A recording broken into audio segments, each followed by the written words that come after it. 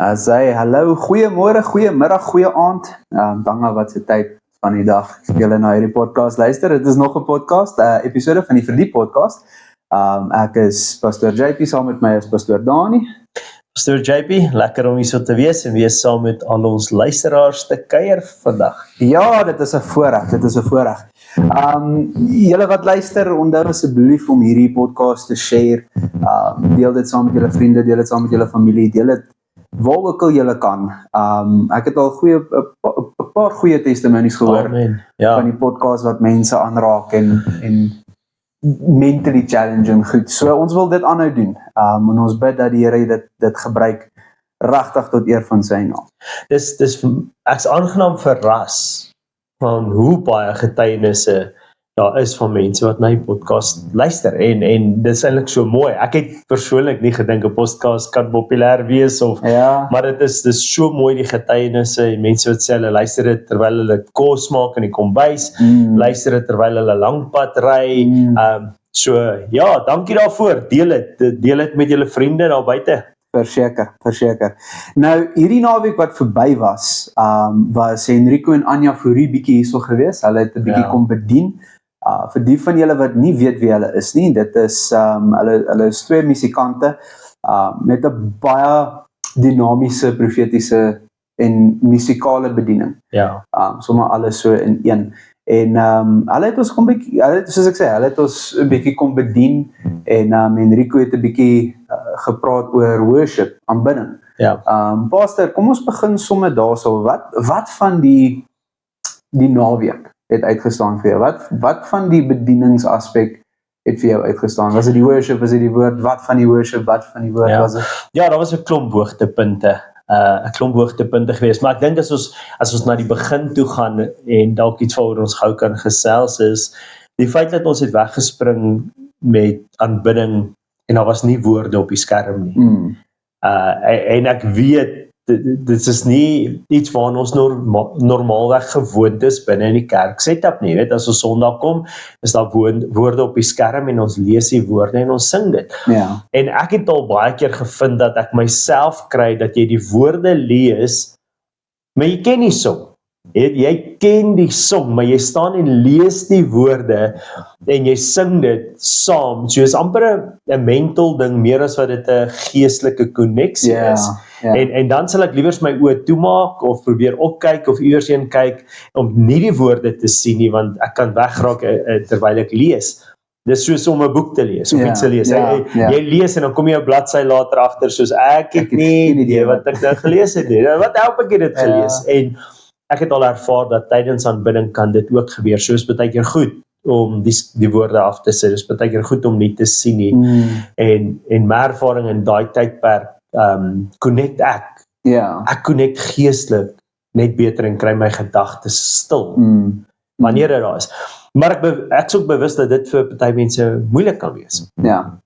Veral as jy dit nie gewoond is nie. Ja, en veral is dit, jy weet, liedjies is wat nie populêr is, want obviously elke gemeente het maar sy liedjies, jy weet, en partykeer is daar overlapping en jy kan in die een kerk sit die een oggend en hulle sing dieselfde song as die ander een, maar soms is daar 'n liedjie wat die een kerk prefer wat 'n ander gemeente dalk nie ken nie, en dan is dit moeilik, jy weet, dan is dit moeilik as die woorde nie daar is nie, maar ek dink wat mooi is van hulle bediening is, hulle en jy weet, ek weet daar kan dalk kritiek opkom oor die styl van dit, maar hulle het nie net 'n liedjie gesing en aanbeveel. Jy weet, hulle het die woorde herhaal en ek dink opsetlik. Anja het gesê, hoekom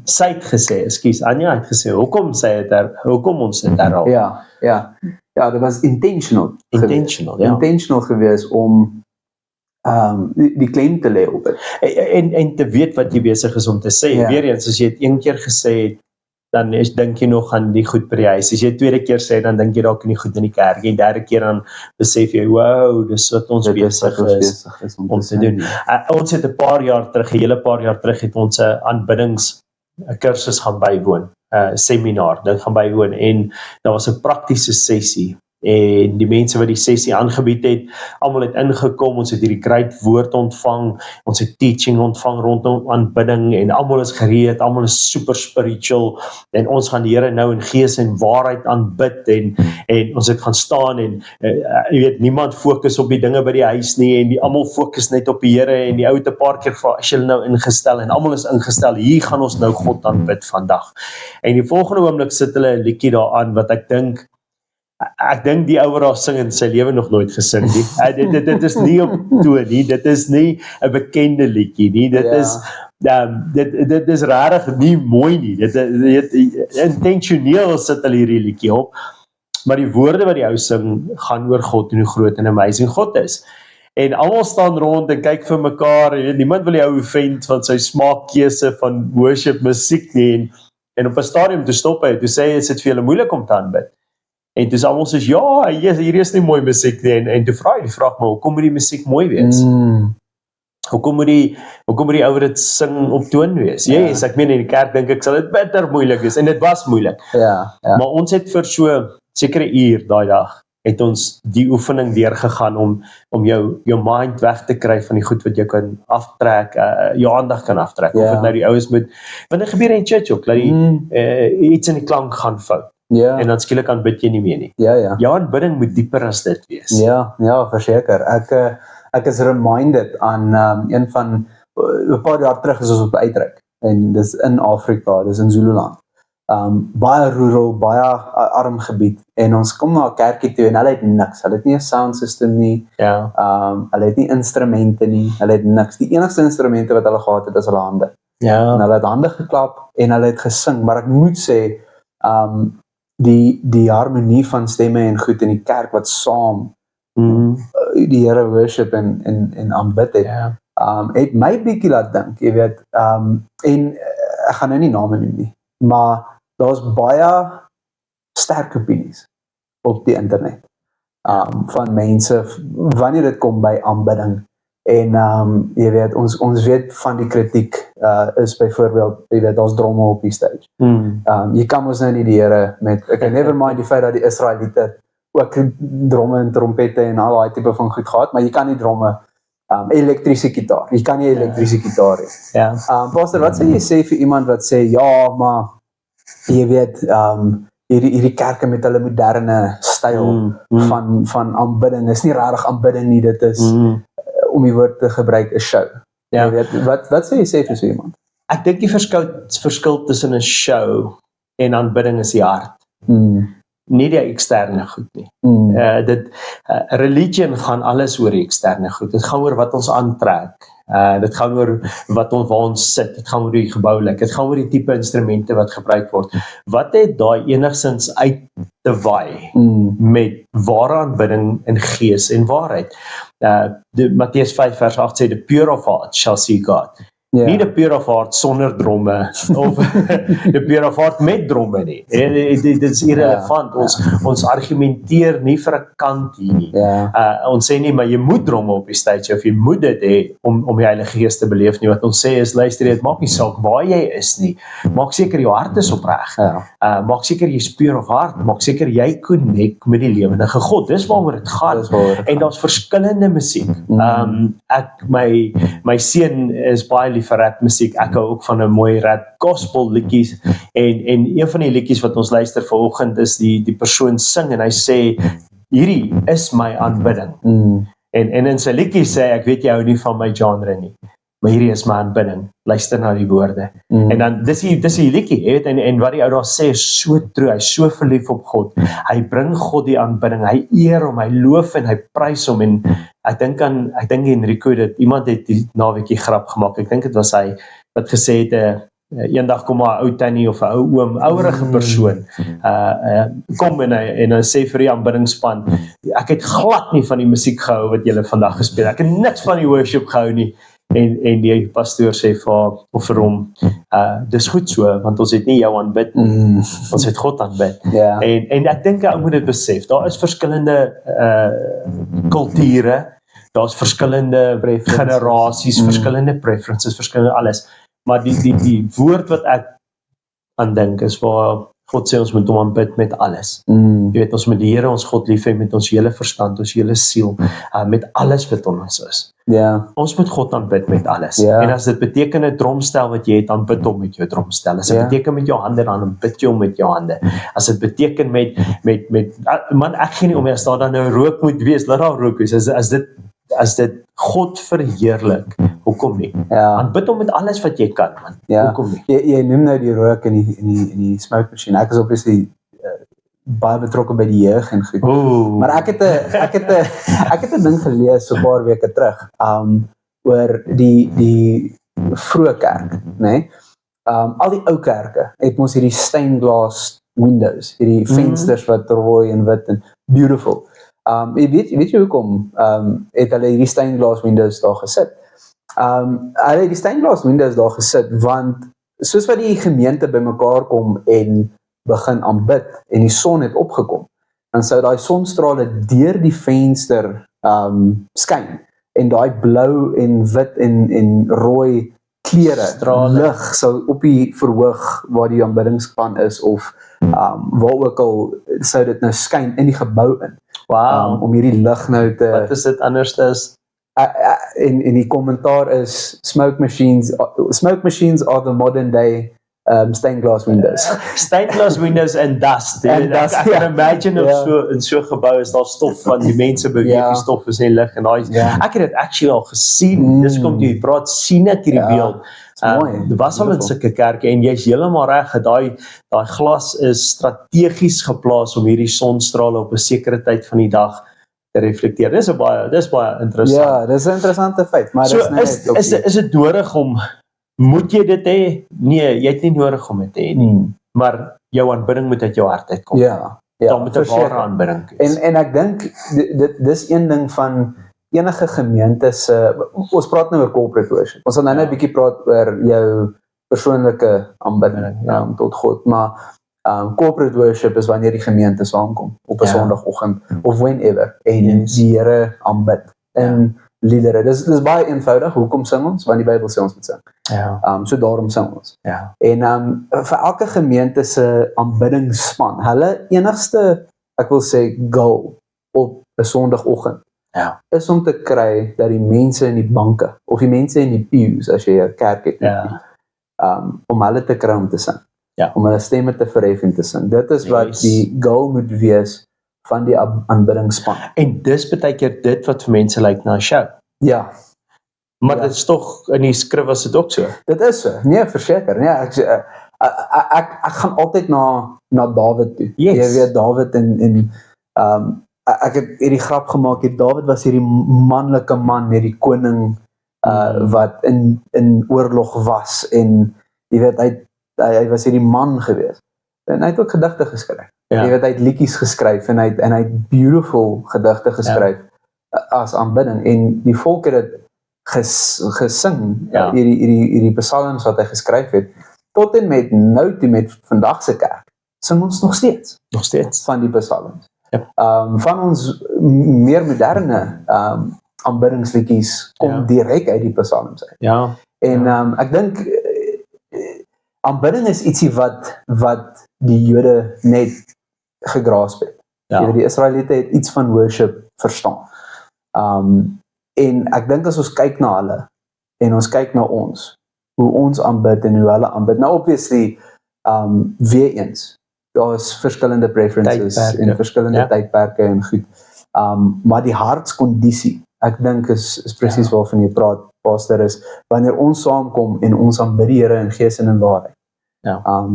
Daar's iets, ek praat na die diens met Anja en sy sê daar's iets daaraan, want hulle het die Saterdag ook ons musiekspan bietjie kom bedien.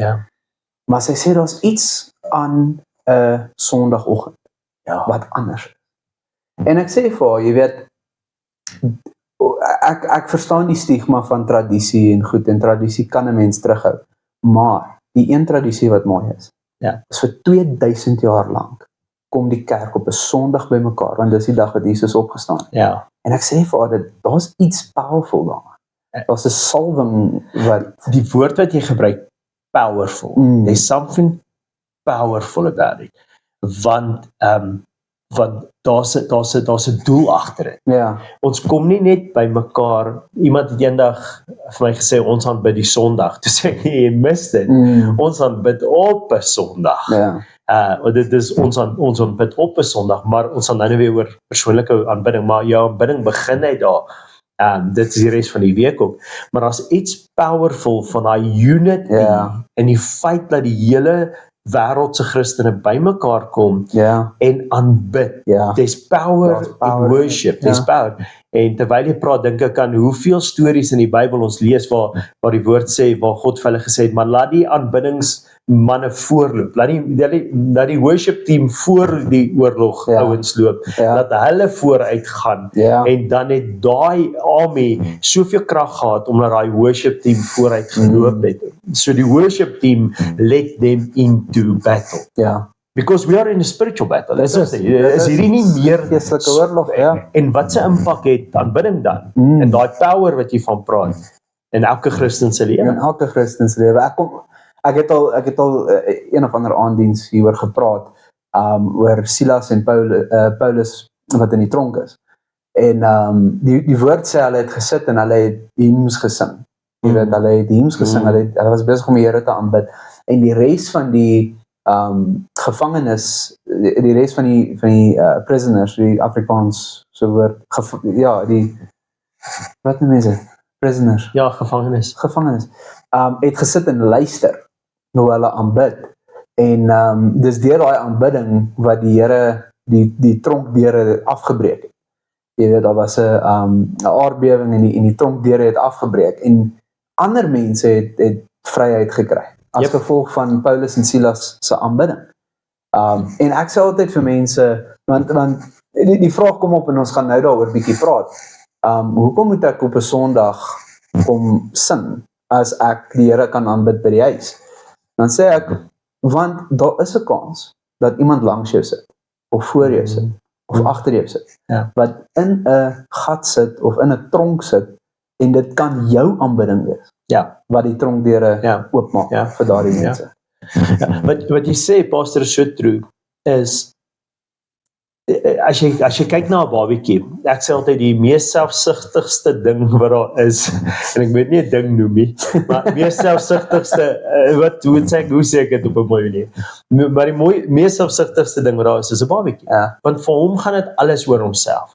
Hy moet melk kry, hy moet kos kry, hy wil nou slaap, hy wil nou dit doen, hy moet dit, sy doek moet droog word, dit is waaroor dit gaan vir 'n babatjie, sy hele wêreld is all about him, alhoewel hy weet hoe nodig hy sy pa en ma het, gaan sy pa en ma net alles oor hom. En soos 'n babatjie groter word, dan leer hy dat dit alles gaan nie net oor hom nie, dit gaan ook oor sy broers en susters, en dit gaan ook oor die samelewing, en hoe groter hy word, dan kom hy op 'n plek waar hy besef, nou gaan dit amper glad nie meer oor hom nie, as ouers, jy weet, dis soos ons kom heel laaste in hierdie pakkie, my lewensmaat kom, en dan kom my kinders, en my vriende kom, en die mense by die werk kom, so, jy besef, daai hele ding draai om, en so is dit met Christenlewe ook. As jy net tot bekering kom, dan is dit so half, het gaan oor jou, die Here het jou gered, hy het jou lief, hy het soveel genade vir jou, en hy gaan dit vir jou doen, en dit is 'n awesome place to be. Maar soos jy mature in die spirit, dan kom jy agter by, it's not about me, it's about the people around me, it's about God, it's about him, it's about this church. Nou begin jou wêreld word nou groter en jy besef, en dis dit. Jy weet, as jy kerk toe kom, of vir my sê, ja, maar hoekom moet jy kerk toe kom en kom aanbid? Jy kan by die huis sit ook, en dan sê ek vir jy, jy's 'n babatjie. It's all about you. Your worship is not about you. It's exactly what you say. Your worship is about God. And it's about what God wants to do. En dit gaan oor die mense om jou, presies dit. Maar hoor hier 'n mooi skrif, en terwyl ek dit besig om te lees, toe sê hierdie, Romeine 8 vers 19 sê, for the creation awaits in an eager expectation for the children of God to be revealed. For the whole creation waits for the children of God to be revealed. En dit laat my so dink aan worship. Wanneer ons God verheerlik, Paulus sê, we must become the praise of his glory. So waar ons beweeg, moet daar praise wees towards God. Waar ons beweeg, moet mense deur ons lewens sien, as ons na die persoonlike kant toe gaan, dat ons God aanbid, en dan moet hulle God begin verheerlik as gevolg van wie ons is. En in 'n corporate setting is dit presies dieselfde. Ek kom heel eerste om God te aanbid, om te verheerlik. Tweede, om die mense rondom my te bring in daai verhouding wat ek het met God, want ek wil graag hê elkeen met God beleef soos ek beleef. And that's what worship does. So it's not about me anymore. It's not about me. Ek is soos heel laaste op daai lys van oor wie dit gaan. It's about him, it's about other people, it's about his kingdom. Ja. Dit bring my nou na die volgende een toe, en dit is jou individual worship.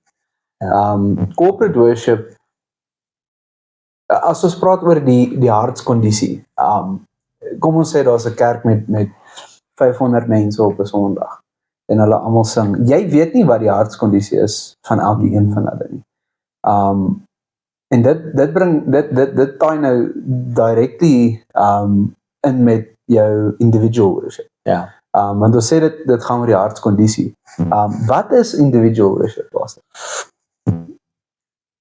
Worship is 'n lifestyle. Jy weet, ons sê Sondag daar's iets special rondom Sondaganbidding, te kom na die Here toe, jou lewe voor hom neer te lê. Dis nie net musiek nie. Worship is nie net sing nie. Dis 'n awesome gedeelte van aanbidding.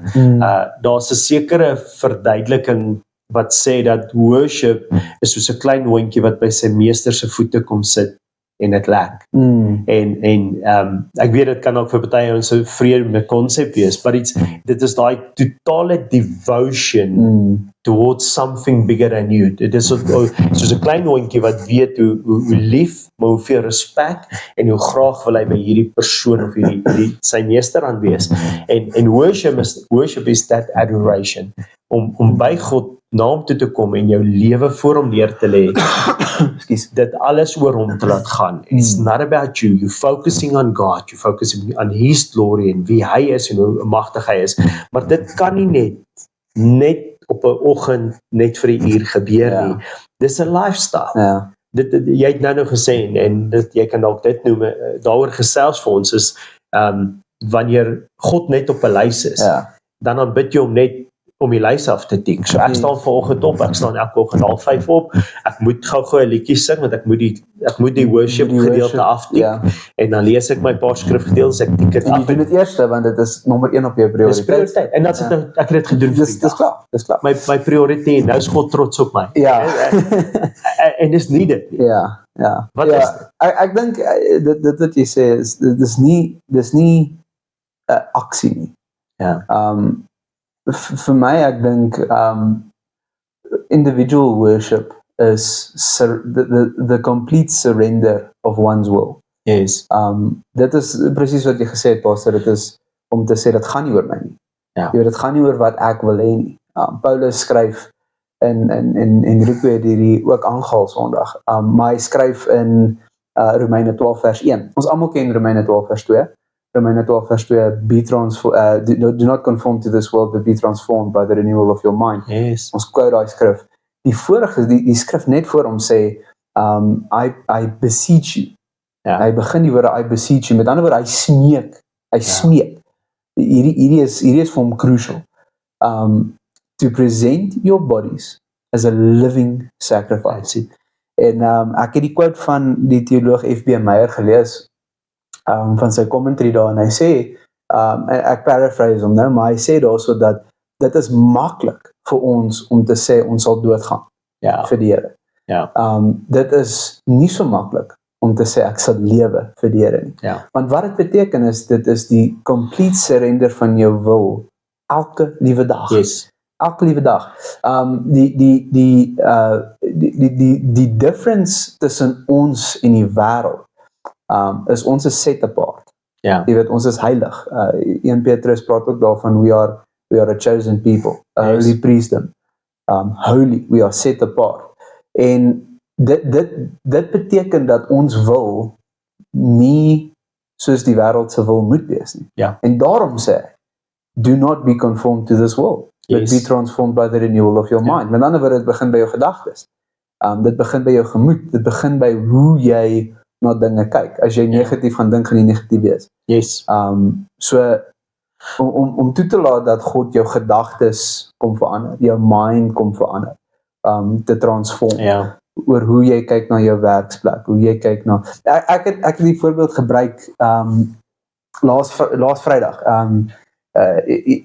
Het ons bietjie gepraat oor gedagtes en jou to change your mind is to change your life. En die voorbeeld wat ek gebruik het is, imagine jy gaan skool toe, of imagine jy gaan werk toe en jy is negatief oor die werk.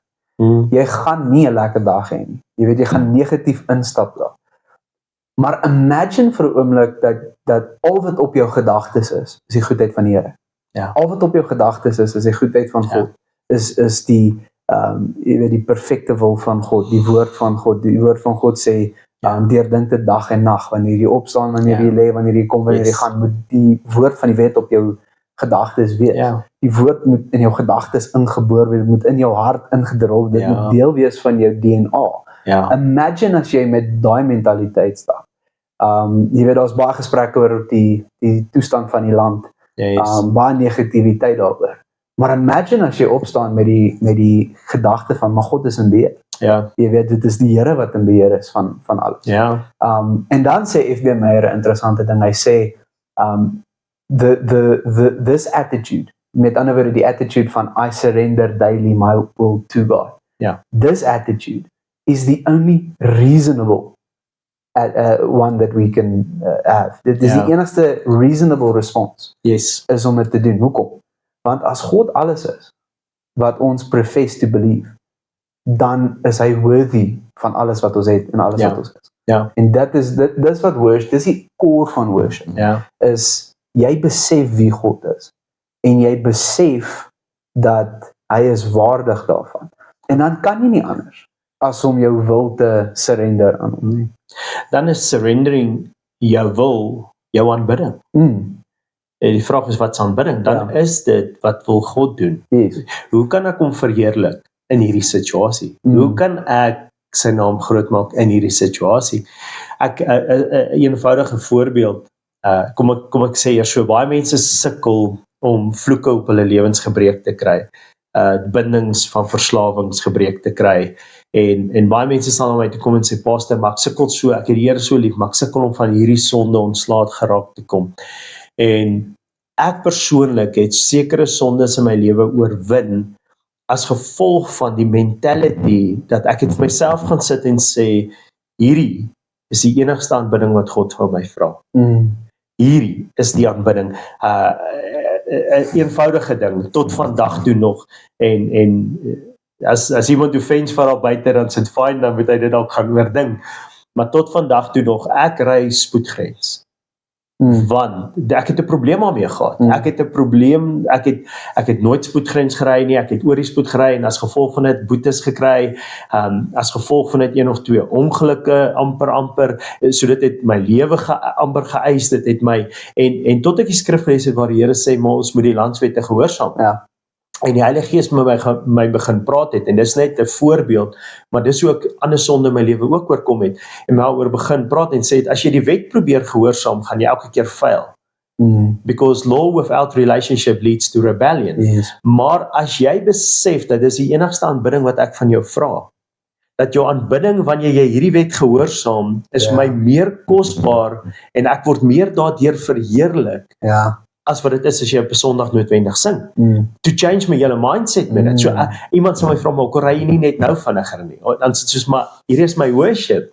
So as ek vinniger ry, is my worship verby. Dit is pad leeg. Dit is pad leeg. That's exactly. So nou kan ek van hierdie punt tot by daai punt ry, en ek kan bid God deur gehoorsaamheid. Ek kan bid hom, en ek sal dit vir die Here sê ook, ek sal met hom praat, en ek ervaar sy teenwoordigheid in my voertuig, want ek soos, Here, hierdie is my aanbidding tot U. Ek kan vinniger ry. En ek seker nie, hier's nie 'n speedkop of iets, maar ek wil nie, because hierdie is my worship. En dit is dalk 'n eenvoudige ding rondom 'n eenvoudige wet, maar daai het my soveel oorwinning oor ander goed ook gegee, gesê, ek gaan nie meer pornografie kyk nie, want hierdie is my worship. As ek hierdie ding nou toemaak, en nie na kyk nie, dan aanbid ek God. Dan is ek besig om God te worship. Want die teendeel is ook waar. as jy bly kyk, Mm. wat is jy dan besig om te aanbid? Jy Ja. sing nie, but what are you faithful towards? What are you worshiping? Die woord sê ons kan nie twee konings dien nie. Ja. Jy kan nie twee konings dien nie, want jy gaan die een liewer hê as die ander een. En hoe dien jy 'n koning? Deur om hom te worship, om te adore, om aan hom gehoorsaam te wees. En Jesus sê, hy gaan dit nie duld nie, ons kan nie twee konings dien nie. So jy kan nie, wat beteken jou worship? As jy vir Sondag vir 'n uur lank die Here loof en prys, hande in die lug, maar jy weier om deur die week in die eenvoudige goed te worship deur gehoorsaamheid. Ja. Ek sit en dink net soos wat jy praat, jou individual worship lyk anders in elke situasie. Ja. En in elke seisoen van jou lewe. Yes. Soos ek nou 'n persoonlike testimonie kan deel. Ek en my vroukie het nou 'n babatjie wat 7 maande oud is. En dit vat amper 100% van ons tyd. Ja. Jy weet, jy het amper nie meer tyd vir die dinge wat jy gedoen het voordat ons al gehad het nie. Jy weet, voordat ons al gehad het, het ons gesê, kom ons sit 'n fliek aan, kom ons gaan op 'n date night, kom ons doen dit, kom ons doen dit. En nou is dit 'n ding van sy vat amper al die tyd. Sy vat al die prioriteit, jy weet. En ek het gesit daarmee en gesê, maar Here, ek sukkel om stil te raak by U. Want wanneer ek stil wil word by U, dan is daar 'n doek wat geruil moet word, of daar is 'n en ek glo die Heilige Gees het met my gepraat en gesê, maar een van die dinge wat so profound was vir my, is niemand anders kan 'n pa wees vir my dogtertjie. Ja. Dis net ek. Yes. En as ek 'n goeie pa is, dan is dit God glorified. Ja. En dan is dit deel van my Deel worship. van jou worship. Yes. En ek dink die verskil tussen die een mindset en die ander mindset is net om dit intentionally so te doen. Ja. Jy weet, om te sê, okay, ek het nie nou die tyd om jy weet, diep teologiese studie te doen oor Romeine of wat ook al. Of 'n lied aan te sit. Of 'n lied aan te sit te sing en jou hande in die lug op te steek. Daar gaan weer tyd wees vir dit. Ja. Maar vir nou is my worship om my familie te versorg. Ja. So om my dogtertjie te vat om met haar te speel. Dit is om haar mag God in dit hou. Ja, presies, maar dis presies wat ek sê, is daai mindset van ek is besig, intentioneel. Ek is besig om te doen wat God wil hê ek moet doen. Wat wil jy moet ek doen? Ja. Hoe verheerlik ek om daardie. En ek dink, want ek het al baie met mense gepraat en dan jy weet hoe jy praat met hulle oor hulle geestelike journey en goed, en dan kom die verskonings op. Ek wil sê verskonings. Dis partykeer legitimate verskonings en sê maar ek werk so hard en ek het nie tyd nie en dit en dit. En dan is my antwoord altyd, maar selfs in jou werk, daar waar jy is. Jy weet, jy doen wat jy doen, vir 'n salaris aan die einde van die maand om jouself te versorg, om jou familie te onderhou, maar jy doen dit want dis waar God jou geplaas het. Yes. En jy verheerlik hom as jy jou werk goed doen. Sure, Pastor, weet jy wat dink ek? Terwyl jy dit sê, ek dink aan die disippels wat die mense hulle gehoor worship het terwyl hulle besig was om te brand. Jy weet die early church was vervolg en hulle het mense aan kruise gehang, hout rondom hulle gepak en hulle brand gesteek, en terwyl hulle gebrand het die toeskouers hulle gehoor worship. En is dit nie die ding nie, is om in die vuur van jou werk nog steeds die Here te worship, om in die vuur die moeilikste tye, moeilikste keuses, moeilikste environments nog steeds die Here te worship. En ek weet jy het dit so gesê, jy het probeer mooi stel dat dit is 'n verskoning. Dit is 'n verskoning, is 'n legit verskoning. Daai vuur is 'n legit verskoning om nou nie die Here te worship en nou op te worship en dalk te skree, te huil, te baklei, wat ook al kwaad te wees. Maar daai disippels het gekies om in die middel van dit die Here te aanbid. Ek praat met iemand en die persoon sê vir my, maar hoe bly 'n mens in hierdie bubble, jy weet, in hierdie teenwoordigheid, nou net die Here ontmoet, jy hoor sy stem, jy beleef hom, hy's so real, hy's meer real as ons wat hier sit, hoe bly jy daar, of is dit normaal dat hierdie goed weggaan, jy weet, en ek soos, nee, dis fine, daar is daar's desert times. Ja, Ek is ook al ja. deur desert times wat jy nie die Here se stem hoor nie ervaar nie. Maar die desert time is 'n season. Ja. It's not normaal. Dit is nie normaliteit nie. As 'n woestyntydperk kom, dan besef ons we need to push through it. There's something we need to learn in it. Ons moet die deur gaan, maar dit is nie my normaal nie. My normaal is ek beleef God elke dag, omdat hy my worship, omdat ek hom worship, omdat hy my worship is in elke situasie, en especially in die moeilikste tye, omstandighede, by jou werk, so as jy hierna luister, en jy is een van ons wat soos, maar ek kom nie noodwendig, ek werk elke tweede week, of ek kom nie noodwendig by die kerk uit nie, of ek so gedruk vir my tyd, en ek het nie tyd vir daai worship nie, doen dit wat Pastor JP van praat, dus bring God in daai environment in, hoe moeilik dit ook al is, en aanbid hom deur jou gehoorsaamheid in daai plek. Ek dink weer Paulus het sê, we become the praise of his glory. Dis om te vra, Here, hoe kan ek hier verheerlik? Hoe kan ek? En dis intentioneel, jy weet, as die druk op is, ons eerste moet go to gewoonlik is, hoe fix ek dit? Hoe kry ek dit reg? Hoe kom ek hier uit? Wat van nie, hoe kom ek hier uit nie? Wat van, Here, hoe lank ek ook al hier moet bly, dat ek hier verheerlik? Gebruik my om hier te verheerlik. Want dit is the whole world is calling out for a manifestation. Daai omstandighede waarin jy is, jy dalk in 'n huwelik wat gebroken is, jy sit in 'n familie setup waar dit nie perfect is nie, waar jy seer het, waar dinge nie reg uitwerk nie. That's the perfect place to worship and experience God. In daai mess. Net 'n praktiese voorbeeld, Pastor. Imagine jy is by die werk en een van jou werkers doen iets en jy moet iets aanspreek. Jy weet, konflik is deel van die lewe. Ons gaan almal met konflik te doen. As jy die persoon nog steeds met grace, jy weet, jy's ferm en jy doen wat jy moet doen, maar jy hanteer hom met grace, jy hanteer hom met liefde in dit. Is dit nie ook 'n deel van worship? Dit is nog steeds obedience. Daar's nie 'n situasie waarin jy jouself kan bevind wat nie potential worship is nie. That's it. Want dan wil ek nie al wees nie. Dis presies. Dan wil ek nie daar wees nie en ek wil dit nie doen nie. Dis presies. Want dis 'n lifestyle. Dis 'n lifestyle. Jy weet, en as jy 'n worshipper is, ek glo ons is geroep om te worship. In 'n corporate setting en individual soos dit ons nou gesels.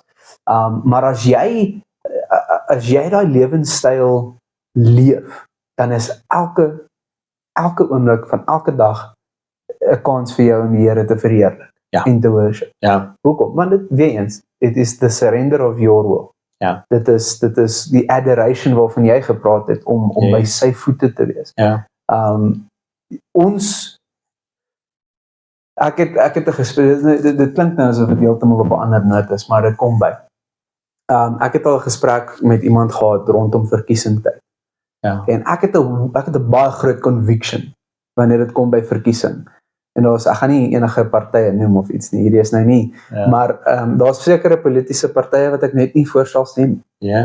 Hoekom nie? Op grond van wat? Op grond van hulle morele goed wat hulle voor is waarvoor ek nie is nie. En dit sal teenstrydige goed wees met die woord van God. Nie opinie nie, dit is clear-cut in die woord van God, en as gevolg van dit het jy 'n morele probleem om. Want ek is 'n Christen. That's it. Jy weet, dis my identiteit. Ek is 'n kind van God. Dit is wie ek is. En ek praat met iemand wat ook in die kerk is, wat baie lief is vir die Here. En ons praat oor die verkiesing en hy sê, gaan jy vir so en so stem? En ek sê, nee, ek kan nie vir hulle stem nie, want dit en dit. En hy sê, jy weet, hy het al gevind dat hy stem nie as 'n Christen nie. Hy gaan na die stembelle toe en hy stem dan as 'n Suid-Afrikaner. En ek kyk vir hom en ek sê vir hom, hoe kan jy so, want dit is 'n belangrike keuse wat jy maak, as jy op stemdag stem. Maar hoe kan jy jou voice of approval op ietsie sit wat jy weet teenstrydig met God se woord is? Hoe kan jy jou Christianity skei met dit wat jy doen? Want as jy dit daar kan doen, dat jy doen dit by die werk, jy doen dit met jou familie, jy doen dit by jou vriende, die ou sê ding is, jy los Jesus by die deur en jy gaan in. Jy weet, en dan kom jy uit en dan kan Jesus weer saam met jou gaan. Maar dis nie hoe dit werk. Worship is in everything. In everything. Jy kan nie halfhartig worship. Hy moet God van alles wees. Ja. Hy sê jaloerse God. Yes. Hy sê jaloerse God. Hy demand respect en worship. Hy demand dit en hy's geregtig tot. Ja. En jy weet die skrif wat Jesus sê, maar dan gaan menigte voor hom staan en sê hy het al hierdie goed gedoen en dan gaan hy sê gaan vir my weg, ek het jou nooit geken nie.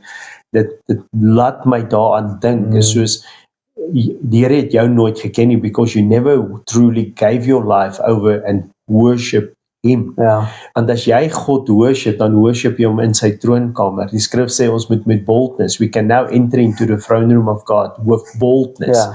En dis waar ons aanbid. Ons aanbid in sy troonkamer. Yes. Jy aanbid nie buite sy troonkamer nie. Jy aanbid in sy troonkamer. Dis in his face, in his presence. Dis waar ons aanbid.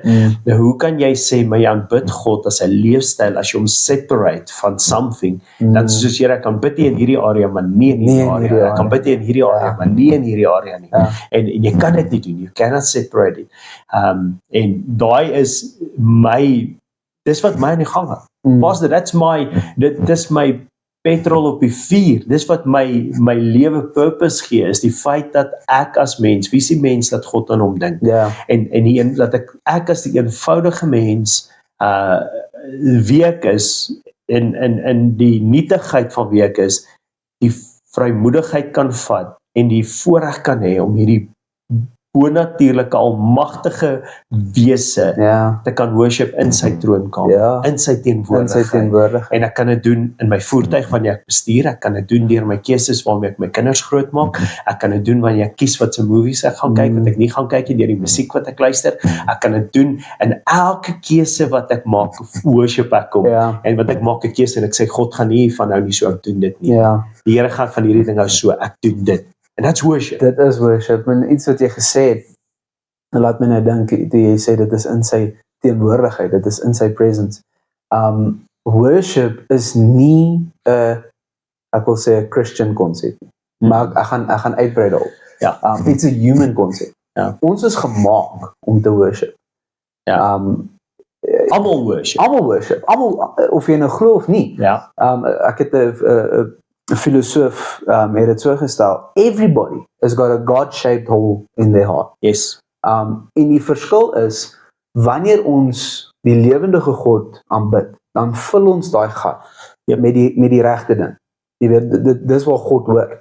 As jy nie, dan wat ook al vir jou die dag die belangrikste is, vat daai plek in jou lewe. En hier is die ding, pastor, is wanneer ons, ek praat baie van compartmentalize. Ek het dit al in 'n preek ook gesê.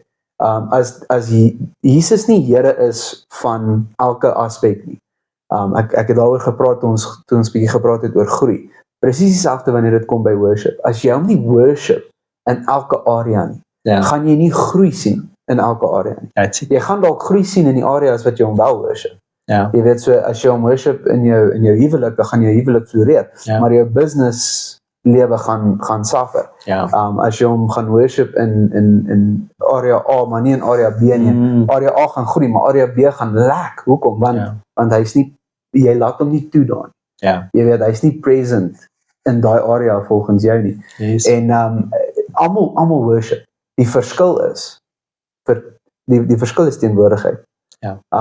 As jy 'n beeld aanbid, 'n beeldjie aanbid, ek dink nou aan die Kanaaniete en die valse gode wat prevalent was in daai tyd.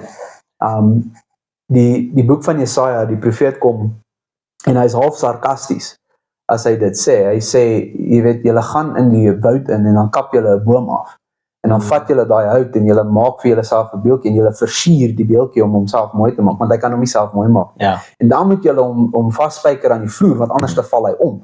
En julle wil daai ding aanbid. Daar's nie, jy hoor wat ek sê, daar's nie presence nie. Daar's nie daai lewendige teenwoordigheid. En pastor, jy het dit gesê net voordat ons die recording begin het, en miskien kan jy dit sê nou. Die ding wat daai presence, hoekom is daai presence so belangrik? Pastor, daai teenwoordigheid van God is die enigste ding wat ons ooreed van reg en verkeerd. Dis die enigste ding wat vir ons, en reg en verkeerd is nie noodwendig net sonde nie, dis die beste keuse. Whatever ons convince van wat die beste vir jou en jou familie sal wees, is die teenwoordigheid van God. Waar die teenwoordigheid van God is, begin goed sin maak. Dis in sy teenwoordigheid waar ons perspektief kry. Dis sy teenwoordigheid wat die juk breek. Dis sy teenwoordigheid. Ek sal baie keer aan sê mense is onmoontlik om nie te sondig en dan sê ek vir hulle, okay, great. Ek hoop regtig die uur wat jy sondig in die kerk sit jy nie daar en sondig nie. En die meerderheid mense sit nie daar en sondig nie. Hoekom is dit moontlik om vir daai uur nie te sondig nie? Want jy fokus op sy teenwoordigheid hier in die kerk. Hoekom moet kerk net 'n uur wees? Hoekom kan ons nie die teenwoordigheid van God saam met ons uitvat nie? Ons aanbiddingspan se naam is His Presence Worship. Why? Because that's the only place you can worship is in His Presence. En wanneer jy hierdie ding snap, dan wil jy nie ophou. Jy wil nie ophou worship nie. Jy wil nie ophou worship in die teenwoordigheid van ander nie. Jy wil nie ophou worship in jy by die gym is nie, by die werk nie, because His Presence is there. En terwyl jy praat, dink ek aan hierdie gedagte, die gees van God lê hierdie gedagte op my. Almal aanbid iets.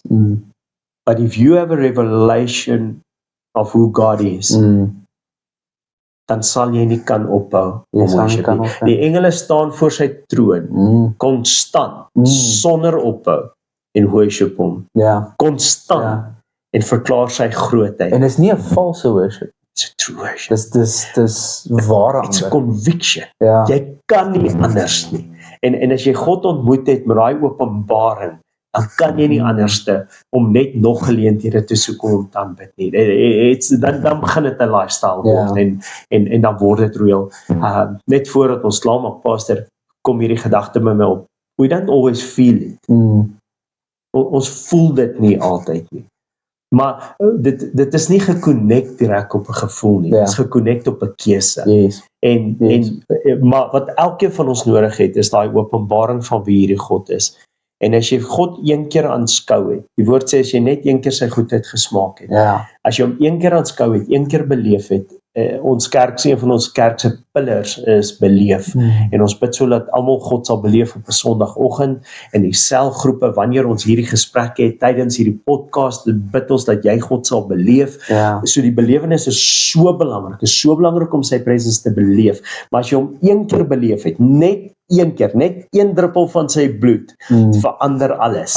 It change everything, en dan hoef God nooit weer aan my te verskyn nie. Ek hoef hom nooit weer te beleef om te aanbid nie, want ek het hom reeds He touched me once, and my life was changed. Die great ding is, en ek weet nie hoekom nie, ek voel so klein en wanneer ek daaraan dink, ek weet nie hoekom nie, maar hy bly dit doen. Daar's tye wat jy hom nie voel nie, but because you have met him, you know who he is, and you cannot stop. Jy kan nie stop nie. Dit kom terug by die quote wat ek gelees het van F.B. Meyer. Dit is ons enigste reasonable response. Die enigste logiese ding wat jy kan doen, as jy die openbaring gehad het, is om hom te aanbid. Jy kan nie anders nie. Wat anders kan ek doen? Wat anders kan ek doen, as ek die God van die hemel en die aarde ontmoet het? As om neer te knie en te sê, Here, jy weet, all the glory, all the honor. Pastor, ek in die aand as ek voor ek gaan slaap en ek dink aan God en sy goedheid en hulle sê dis onmoontlik om God te ondankbare hart is onmoontlik om God te aanbid. Jy weet, jy moet God deur 'n dankbare hart aanbid, te worship. En as ek so in die aand dink aan hoe goed God vir my is en ek spandeer regtig daar net 'n oomblik in true worship, nie eers noodwendig sing nie, net daarvan hoe goed hy is en hoe amazing hy is en ek sê vir hom dankie net. Weet jy hoeveel oggende het ek al wakker geword besig om te worship, besig om 'n liedjie te sing van Jesus Culture of Bethel of whoever, besig om 'n liedjie te herhaal en hierdie woorde stroom net uit my uit, because hy het nooit weggegaan nie, sy presence was die hele aand by my, en dan soos ek dink ek het die hele aand gelê in worship, because I'm in love with him. This is Jesus Culture song waar hulle sing, what must I do with this obsession of the things that I do not see? with the things that I do not see. Sure. Is hierdie spiritual world. Wat maak ek met hierdie obsessie wat ek het? Hoekom het jy 'n obsessie? Because you've tasted it, Ja. you've seen it, you love it, Ja. you pursue it. Jy kan nie meer anders nie. Ja. Ja. En 'n great die belewenis daar is dit awesome en is amazing, maar as die belewenis nie daar is, die gaan my nie maak wanneer God aanbid en worship en hom in elke omstandigheid. I'll still praise him. As ek hom nooit, soos jy sê, as ek hom nooit weer beleef nie, sal ek hom nog steeds because I did see. En dis my gebed, pastor, is dat elke persoon iewers net God beleef. Ja. Net hom aanskou, sy aanraking voel, sy stem hoor. Net somewhere iewers te doen het met die lewendige God waarvan ons praat. En dis die verskil tussen verhouding en religion. Religion kan jy jare lank in religion wees en nooit God beleef nie. Ja. Nooit hom hoor nie, nooit 'n openbaring kry nie. Maar in relationship kan jy nie. There's something that happens en dan as dit gebeur het, there's no turning back. Ja. There's no turning back. I've decided to follow Jesus. Ja. There's no turning back. No turning back. Praise the Lord. Praise the Lord. Amen. Amen.